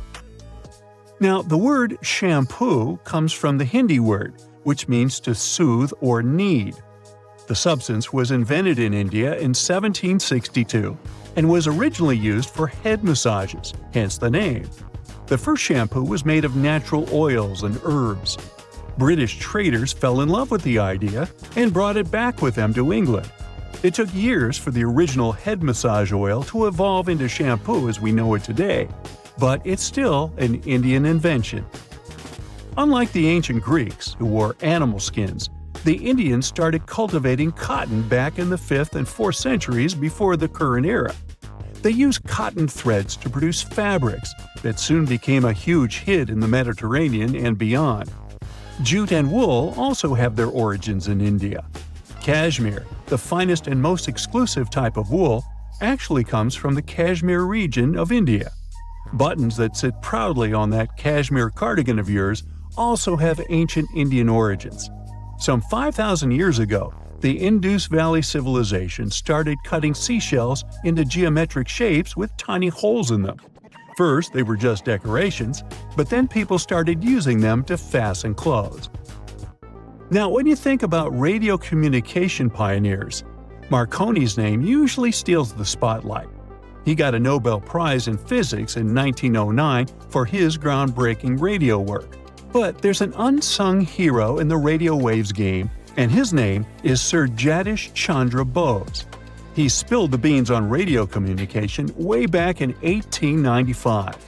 He shot an electromagnetic wave across 75 feet at the town hall in Calcutta, and it went through walls, rang a bell, and even set off some gunpowder. Marconi took a page from Bose's book, using his invention, the Mercury Coherer, as a blueprint for his own two-way radio. Bose didn't patent his genius creation, so he only got his credit a century later.